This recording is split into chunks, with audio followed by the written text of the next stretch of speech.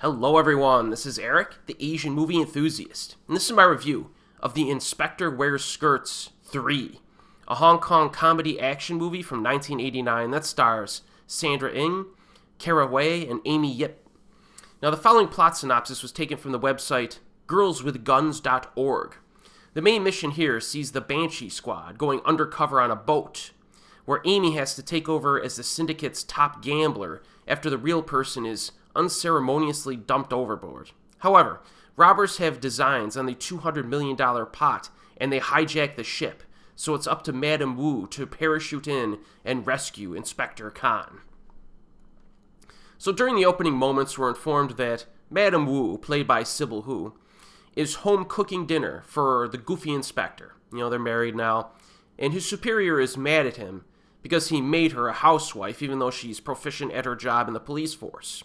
The good news is that these lovebirds do have, I guess you could say, an active sex life, but this guy must endure physical harm due to his tough-as-nails wife and their crazy maid who like to use him for martial arts practice. In any case, he's responsible for the continued training for the girl cops, that specific division, and that plot line basically represents the first half of the movie's runtime before we move on to the boat for the big, second half, the main conflict, so to speak. Remember, this is a comedy first and foremost. Now, in terms of humor, there's a very inappropriate joke early on involving a driver who stops and starts the car on purpose just so he could see Amy Yip's chest bounce up and down, and that's the joke.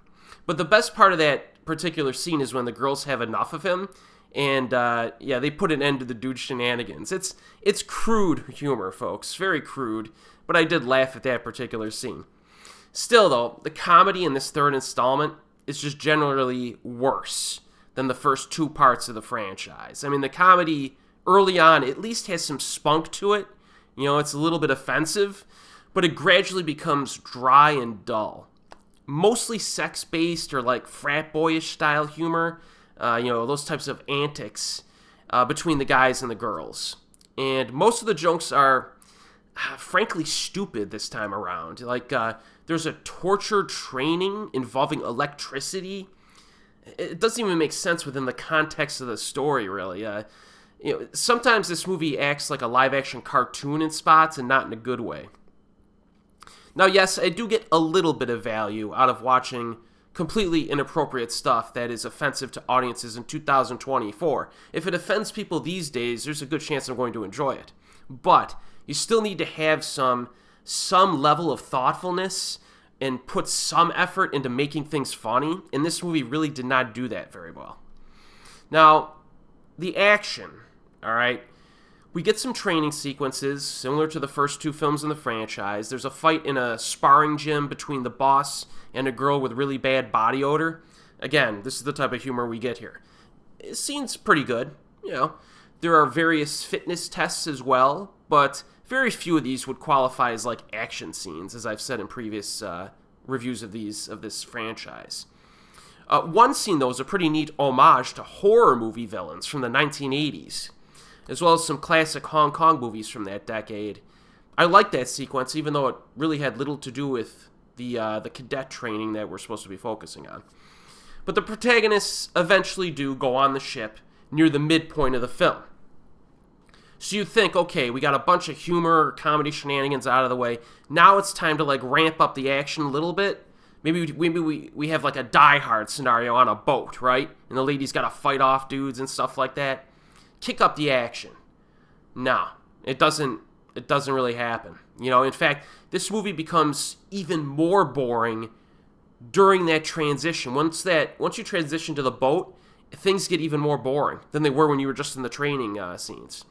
And they lean heavier towards lame humor, some romance, and pedestrian gambling scenes.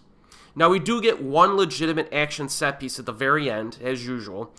About 15 minutes of runtime left in the film. So, okay, we're going to have a 15 to 20 minute finale here that's going to save the film. But it's very stop and start. Lots of dead time that's interrupted by a few quick little action exchanges, Sybil Hu is actually missing from much of the movie, but she shows up during this finale section, fights off some terrorists. So she shows up, fights off some guys, then we move back inside to like a hostage situation or whatever, and it's all boring again, and then we go back to Sybil again. So it's not a 15-minute set piece, unfortunately. The weird thing, too, in terms of the action design, is that it's more of like a Home Alone type sequence where she's using like she does fight some guys off and use the guns and stuff, which are the best parts of the scene. But half of the action during that finale is her like grabbing like a bottle of like bleach or something and throwing it on the floor, and the guy's like slipping and falling and stuff like that. Very, very weird idea for a finale to this film. But overall, I would say the sequence is pretty good when you add in the actual action beats, but it's not worth the wait. It just isn't. So I have to say I do not recommend The Inspector Wears Skirts 3. It's easily the weakest of this franchise, and it's not like any of these movies are masterpieces, right? But, if you're really curious, all 4 of these films will be or are available on Blu-ray on from 88 Films. Okay, so I did like the first 2 films to a moderate degree. This one, no. From memory, and it's been years, but I remember part 4 being the most entertaining and outrageous of the bunch, so I guess it's time to see if it holds up. So that's the next one I'm watching, and that review will be out soon. So I'll let you know. And as always, folks, I'll see you next time.